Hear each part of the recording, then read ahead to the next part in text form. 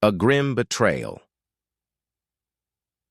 The Galactic Empire's capital buzzed with its usual grandeur, but a sinister event was unfolding behind its gilded walls. Earth's ambassador, Philip Griffin, stood defiant in the Imperial Palace, having just delivered a powerful speech advocating for peace and fairness between Earth and the Empire. His words, however, fell on deaf ears. The Emperor, in a shocking display of contempt, ordered Griffin's execution on charges of espionage. The public beheading of Earth's most esteemed diplomat was broadcasted across the galaxy, sending shockwaves through the hearts of humans and their allies. Earth's leadership was thrown into chaos. The assassination of Griffin, who had been a beacon of hope for diplomatic relations, shattered the fragile peace that had barely held. The streets of Earth's cities were filled with anger and grief. Protests erupted, demanding justice for Griffin and retribution against the Empire. The mood of the planet shifted from one of cautious optimism to one of seething rage. In secret, Earth's military leaders convened. The time for diplomacy had passed. Plans were laid for a counterstrike that would not only avenge Griffin, but also challenge the Empire's stranglehold on the galaxy. Unbeknownst to the Empire, Earth had been quietly developing advanced weaponry, preparing for the day when peace would no longer be an option. Now, that day had come. Rebel cells across the galaxy, who had long harbored resentment against the Empire, saw this as their opportunity. Messages were sent through secure channels, and alliances began to form. Among these allies were members of the Saurian race, whose own people had suffered under the Empire's rule. The brother of the Emperor's own advisor, a high-ranking Saurian named Anares, secretly pledged his support to the human cause. The first strike came from a fleet of Earth's newly developed stealth ships. Armed with antimatter cannons and cloaked in technology the Empire had never encountered, they obliterated an Imperial battle fleet in a single devastating attack. The galaxy watched in awe as Earth, once considered a minor power, demonstrated its newfound strength. The human rebellion had officially begun. The rise of the rebellion. News of Earth's victory spread like wildfire, sparking uprisings on countless worlds oppressed by the Empire. On the planet Ceres, the Imperial governor Drusus was overthrown by a coalition of rebels led by Anares and supported by Earth's special forces. The fall of Ceres was a major blow to the Empire, signaling that the rebellion was not just a human endeavor, but a galaxy-wide movement for freedom. Deep within Earth's underground research facilities, scientists worked tirelessly to reverse engineer captured Imperial technology. Led by the brilliant Dr. Elias Vorman, these teams developed revolutionary advancements in weaponry and defense. Among these was a new shielding system that would give rebel ships an edge in the battles to come. Vorman's innovations turned the rebellion from a desperate struggle into a formidable challenge to the Empire's rule. Meanwhile, the Empire was in disarray.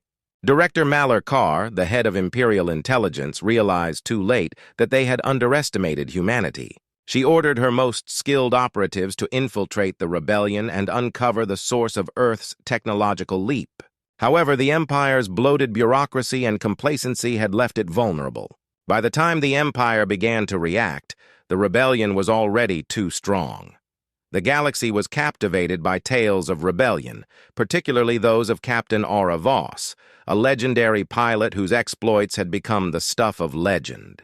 Her daring attack on an Imperial warship, which she destroyed single-handedly in a dogfight, became a rallying cry for freedom fighters everywhere. Voss's victories were symbolic of the rebellion's growing momentum, and her name was whispered with reverence across countless worlds. The Empire strikes back. The rebellion's rapid success could not go unchecked. Emperor Zeros, enraged by the audacity of the humans and their allies, ordered Grand Admiral Thon Daxus to crush the insurrection. Daxus, known for his cold intellect and ruthlessness, took command of the Imperial forces. His strategy was to overwhelm the rebels with sheer force, using the Empire's vast resources to bring them to their knees. The first major confrontation came in the Cayenne cluster, a strategic region that had become a stronghold for the rebellion. The Imperial fleet, led by Daxus himself, launched a massive assault on the rebel forces stationed there. Admiral Zephyr Vance, commanding the rebel flagship Defiance, found himself outnumbered and outgunned. But Vance was a seasoned commander, and he had a plan. As the Imperial ships closed in, Vance ordered his fleet to execute a daring maneuver. Using their advanced shields and superior speed, the rebels broke through the Imperial formation and escaped into hyperspace, narrowly avoiding total destruction. The battle was a costly one for both sides, but it proved that the rebellion was far from defeated. Back on Earth, Dr. Vorman made a disturbing discovery. The Empire was developing a new superweapon, one that could potentially turn the tide of the war. This weapon, known as the Prometheus Prism, was capable of harnessing unimaginable power. If the Empire succeeded in deploying it, the rebellion would be doomed. The race was on to find and destroy the prism before it could be activated. The battle for the prism.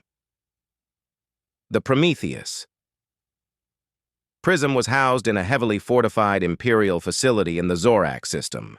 The rebellion knew that a direct assault would be suicide, so they devised a plan to infiltrate the facility and sabotage the weapon from within. Colonel Tiberius Cole, a battle-hardened veteran with cybernetic enhancements, was chosen to lead the mission. Cole's team, consisting of elite soldiers and scientists, including Dr. Vorman, infiltrated the facility under the cover of darkness. They moved with precision, disabling security systems and neutralizing guards as they made their way to the prism's core. However, their progress was interrupted by a familiar face, Alara Malv, the daughter of Admiral Malv, who was overseeing the prism's development. A tense standoff ensued. Alara, torn between her loyalty to the Empire and her former friendship with Cole, hesitated. But the decision was made for her when the facility began to shake violently. The prism's core was destabilizing, a result of the sabotage already in progress. Realizing that the weapon was on the verge of catastrophic failure, Alara lowered her weapon and ordered the evacuation of the facility. As the rebels and Imperial forces fled, the prism's core reached critical mass. A blinding flash of light erupted from the facility, consuming everything in its path. The nearby planet of Callus was annihilated in the explosion, leaving only a charred husk where millions had once lived. The cost of the rebellion's victory was staggering, but the prism was destroyed. The Empire's last stand. The destruction of the Prometheus prism was a major blow to the Empire, but it also marked a turning point in the war. The galaxy was now fully aware of the stakes, and the lines were drawn more clearly than ever before. The Empire, desperate to regain control, launched a brutal crackdown on any world suspected of harboring rebel sympathizers. Emperor Zeros, increasingly unstable, ordered the construction of a new superweapon, one that would dwarf the power of the prism. This new weapon, known as the Scourge, was designed to wipe out entire star systems with a single blast. The rebellion knew that they had to act fast. If the Scourge became operational, the war would be lost. The final battle took place on the Empire's fortress world of Karor. Admiral Vance, leading the rebel fleet, launched a full-scale assault on the planet's defenses. On the ground, Colonel Cole led the charge to infiltrate the control center and disable the Scourge before it could be activated. The fighting was intense, with both sides suffering heavy casualties. In the end, the rebellion succeeded. The Scourge was destroyed, and Emperor Zeros was captured. The Empire's hold on the galaxy was broken, but at a great cost. The galaxy lay in ruins, and the task of rebuilding would be daunting. But for the first time in decades, there was hope. The aftermath of victory. With the Empire defeated, the rebellion faced the challenge of building a new galactic order. Representatives from the liberated worlds convened on the planet Avalon to discuss the future. The debate was fierce, with some advocating for a democratic alliance of independent systems, while others pushed for a centralized government led by Earth. Admiral Vance, now a hero across the galaxy, argued for the creation of an Earth protectorate, a system where humanity's technological superiority would safeguard the peace. This proposal was met with both support and opposition, as many feared that it would lead to a new form of imperialism. As the debate raged, news arrived of a new threat. The Breen Matriarchy, a powerful faction that had remained neutral during the war, had launched attacks on human outposts. The The fragile peace was already being tested, and the galaxy teetered on the brink of another war. In a desperate bid to prevent further conflict, Colonel Cole led a strike team to secure a powerful alien artifact known as the Nexus. This artifact, capable of manipulating space and time, was the key to stopping the Breen advance. The mission was successful, but the consequences were far-reaching. The New Galactic Order. The activation of the Nexus brought an end to the immediate threat, but it also triggered a series of events that would reshape the galaxy forever. The power of the Nexus was too great to be controlled, and its effects began to ripple across the cosmos, destabilizing entire star systems. In the aftermath, the leaders of the rebellion and their allies faced a difficult decision. They could continue to pursue power, using the Nexus to enforce their will, or they could dismantle it, ensuring that such power would never be abused. The debate was intense, but in the end, the decision was made to destroy the Nexus, even at the cost of their own advantage. The galaxy was left to rebuild, scarred by war but hopeful for the future. A new galactic order began to take shape, one based on cooperation and mutual respect rather than domination. The legacy of the rebellion would be one of courage and sacrifice, a reminder that even in the darkest times, the light of freedom could still shine. The Galactic Council had always viewed Earth with a mixture of disdain and curiosity, seeing humanity as an unpredictable and relentless force that never quite fit into the neatly ordered hierarchy of the galaxy. However, the Council's arrogance led them to a fatal mistake when they tortured captured human soldiers, unleashing a fury they could never have anticipated. Among those captured was Sergeant John Cole and his squad, who were taken during a covert mission on the remote planet of Zyroth. Despite enduring weeks of unimaginable torture, Cole and his men refused to break, knowing that their mission had been compromised, but holding on to one final task: to send a warning back to Earth. Through a series of coded messages, they transmitted details of their ordeal, revealing the Council's preparations for war and the dire need for Earth to be ready. The response from Earth was swift and decisive. The torture of their soldiers marked the final straw, and the United Earth government, which had long advocated for diplomacy, shifted its stance to one of total war. Mobilizing their military forces, Earth issued a message to the Council: "You can't hide. Earth is coming." As Earth prepared for war, the Council found itself in disarray, having underestimated humanity's capabilities. While they had dismissed rumors of Earth's technological advancements, the emergence of the Phoenix Armada, a top-secret fleet of warships equipped with advanced cloaking technology, signaled a terrifying new reality for the Council. The Armada, virtually invisible to the Council's sensors, launched a devastating series of strikes against the Council's military infrastructure, leaving a trail of destruction in its wake. On the ground, Earth's elite Phoenix Corps conducted surgical strikes, dismantling key installations and paving the way for a full-scale invasion.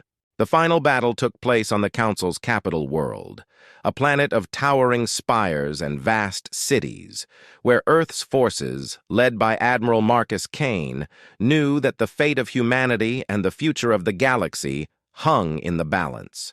The battle was fierce, but the Phoenix Corps, hardened by years of training, were unstoppable, breaking through the Council's defenses and storming the capital city. Amidst the chaos, Sergeant John Cole, who had been rescued by Earth's forces, led a team of soldiers into the heart of the Council's command center, driven by a thirst for revenge against those who had tortured him and his comrades. As Earth's soldiers breached the final defenses, the Council's leaders, once confident in their superiority, found themselves cornered in their own palace. In a desperate attempt to save themselves, they offered to surrender in exchange for their lives. But Earth's response was cold and uncompromising. There would be no mercy. The Council's reign of terror ended as their leaders were captured, and the Galactic Council, once the ruling power of the galaxy, was no more. As Earth's flag was raised over the ruins of the Council's palace, it was clear that humanity had won, but the victory came at a tremendous cost. The galaxy lay in ruins, and the task of rebuilding fell to Earth's leaders, who now faced the challenge of forging a new order from the ashes of the old. To ensure that the mistakes of the past were not repeated, Earth established the Galactic Federation, a democratic alliance of worlds dedicated to peace and mutual defense. The Federation's charter guaranteed the rights of all sentient beings, and its governing council was composed of representatives from every member world. The task of rebuilding the galaxy was immense, as entire worlds had been devastated by the war. But Earth's leaders were determined to create a better future. As the galaxy began to recover, Earth's influence grew, with technological advancements developed during the war now being used to improve lives across the galaxy. However, even as the galaxy celebrated its newfound peace, remnants of the old regime plotted in the shadows, waiting for the right moment to strike. Earth's leaders knew that the price of peace was eternal vigilance, and they were prepared to defend the galaxy against any threat that might arise. As the first rays of a new dawn broke over the capital of the Galactic Federation, the people of the galaxy looked to the future with hope, ready to face the long road ahead together, knowing that while the war was over, the work of building a better galaxy had only just begun. As the galaxy began to settle into its newfound peace, the scars of war were still visible across countless worlds.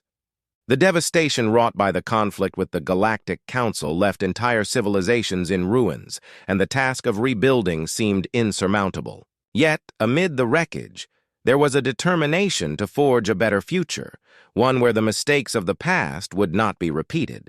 Earth, now a leading power in the newly established Galactic Federation, took on the responsibility of guiding the recovery efforts. The Federation's charter, a document born from the bloodshed of war, promised equality and protection for all sentient beings, regardless of their origin or previous alliances. The Federation's council, composed of representatives from every member world, worked tirelessly to ensure that the horrors of the Galactic Council's reign would never be repeated. However, the road to recovery was fraught with challenges. The remnants of the old regime, those who had once served the Galactic Council, were not entirely vanquished. In the far reaches of the galaxy, in uncharted systems where the Federation's influence was weakest, former Council loyalists gathered in secret, plotting to reclaim their lost power. These groups, though small and scattered, were driven by a deep-seated hatred for Earth and the Federation, blaming them for the collapse of the old order. They began to sow the seeds of dissent, targeting vulnerable worlds with propaganda and sabotage, hoping to destabilize the fledgling Federation from within. Back on Earth, the leaders of the Federation were well aware of the threats lurking in the shadows. Admiral Marcus Kane, now a revered figure across the galaxy, took command of the Federation's newly formed defense fleet, a powerful armada designed to protect member worlds from any external or internal threat. Under his leadership, the fleet conducted regular patrols along the borders of Federation space, ready to respond to any sign of trouble. Kane knew that the peace they had fought so hard to achieve was fragile, and he was determined to protect it at all costs. Meanwhile, on the political front, the Federation faced its own challenges. The integration of so many diverse species and cultures into a single governing body was no easy task. Disagreements over resource distribution, territorial boundaries, and cultural differences often led to heated debates within the Council. Earth, as the leading power, was often caught in the middle, trying to mediate disputes and maintain unity. The human representatives, led by President Eleanor Reeves, worked tirelessly to ensure that the ideals of the Federation were upheld, even as they navigated the complex web of galactic politics. Despite these challenges, there were also moments of triumph. The Federation's scientific community, now working together without the constraints of the old regime, made incredible advancements in technology and medicine. New energy sources were developed, capable of powering entire planets without harming the environment.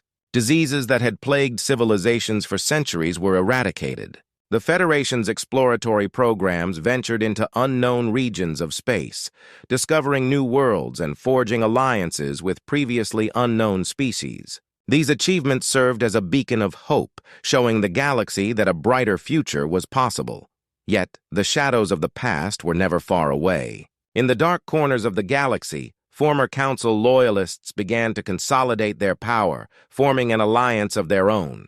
They called themselves the Shadow Council, a secretive organization dedicated to the overthrow of the Federation and the restoration of the old order. Their agents infiltrated the highest levels of the Federation, sowing discord and gathering intelligence on their enemies. The Shadow Council's leaders were ruthless, willing to do whatever it took to achieve their goals, even if it meant plunging the galaxy back into war.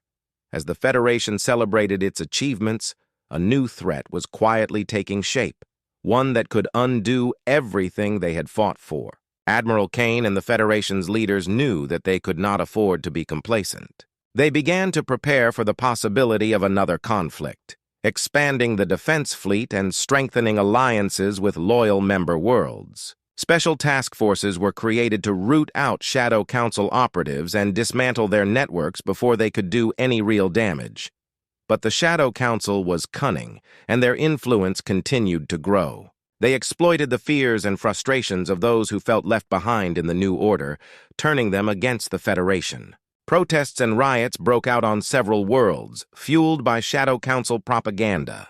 The Federation responded with a mix of diplomacy and force, trying to quell the unrest without resorting to the heavy-handed tactics of the past. It was a delicate balance, and one that grew more difficult with each passing day. As tensions mounted, the Federation's leaders faced a difficult choice. They could continue to fight a covert war against the Shadow Council, hoping to eliminate the threat before it escalated, or they could take a more direct approach, openly declaring war on the Shadow Council and its allies. Both options carried significant risks. A covert war could drag on for years, draining resources and morale, while an open conflict could plunge the galaxy back into chaos and destruction. In the end, it was President Reeves who made the final decision. After consulting with her advisors, she addressed the Federation Council in a historic speech that would define the course of the galaxy's future. "We stand at a crossroads," she said, her voice echoing through the Grand Chamber. "We can choose to continue this fight in the shadows, hoping that our enemies will crumble from within. Or we can stand together, united in our resolve, and face this threat head-on. The Shadow Council seeks to divide us, to turn us against each other, but they underestimate the strength of our unity, the power of our hope. We will not be driven back into the darkness. We will fight and we will prevail, not just for ourselves, but for the generations to come." With those words, the course was set. The Federation would not back down. The defense fleet was mobilized, and a formal declaration of war was issued against the Shadow Council. The galaxy braced itself for the conflict to come, knowing that the stakes had never been higher. The battle for the future of the galaxy was about to begin, and the outcome would determine the fate of all sentient life in the cosmos. As the Federation's ships prepared to launch, Admiral Kane stood on the bridge of his flagship, gazing out at the stars. He knew that the road ahead would be long and difficult, but he was ready. Earth had faced impossible odds before, and they had emerged victorious. This time would be no different. The galaxy's fate rested in their hands, and they would not let it slip away. The war that followed would be brutal, testing the limits of the Federation's resolve, but in the end, it would prove that even in the darkest of times, hope could prevail. As the Federation's forces surged into action, the galaxy trembled with the anticipation of the coming storm. The defense fleet, now fully mobilized, cut a path through space, its armada of ships gleaming with the latest in technological advancements. Admiral Kane, a veteran of countless battles, directed the fleet with a calm intensity, his every command executed with precision. The Federation's strategy was twofold: to root out and eliminate the Shadow Council's strongholds while simultaneously protecting key member worlds from potential attacks. It was a daunting task, but one that Kane and his officers were determined to accomplish. The Shadow Council, however, was not idle. In the far reaches of the galaxy, they had been quietly amassing their own forces, a collection of ships and warriors loyal to the old regime and fanatically dedicated to the Council's cause. They were led by General Malcor, a former high-ranking officer of the Galactic Council whose hatred for the Federation was as boundless as his ambition. Under his command, the Shadow Council's fleet operated with ruthless efficiency, striking at vulnerable outposts and retreating into the void before the Federation could mount a counterattack. The first major clash between the two forces occurred in the Gorgath system, a sparsely populated region that had nonetheless become a critical supply hub for the Federation. The battle was fierce, with both sides suffering heavy casualties. Kane's forces, though well-equipped and highly trained, were taken aback by the ferocity of the Shadow Council's assault. The Council's ships, though fewer in number, were equipped with advanced stealth technology, allowing them to launch devastating surprise attacks before slipping back into the shadows. Despite the initial setback, Kane rallied his forces, leveraging the superior firepower and coordination of the Federation fleet to turn the tide. After hours of brutal combat, the Shadow Council was forced to retreat, leaving the Gorgath system in the hands of the Federation. Though victorious, the battle left Kane with a sobering realization: the Shadow Council was a far more formidable enemy than they had anticipated. Their ability to strike quickly and disappear just as fast made them a slippery foe, and it became clear that conventional military tactics would not be enough to secure a decisive victory. Kane began to adjust his strategy, focusing on intelligence gathering and guerrilla-style warfare. Special operations units were deployed to infiltrate Shadow Council bases, gathering crucial data on their movements and plans. Meanwhile, Federation scientists worked around the clock to develop countermeasures against the Shadow Council's stealth technology. Back on Earth, President Reeves faced mounting pressure from the Federation Council. The losses in the Gorgath system had shaken the confidence of many member worlds, and there were growing calls for a diplomatic resolution to the conflict. Reeves, however, remained resolute. She knew that any negotiation with the Shadow Council would be futile. Their goal was nothing less than the total destruction of the Federation and the restoration of the old order. To that end, she redoubled her efforts to strengthen the Federation's unity, reaching out to member worlds and reaffirming their commitment to the cause. She also authorized the expansion of the defense fleet, allocating additional resources to ensure that every member world was adequately protected.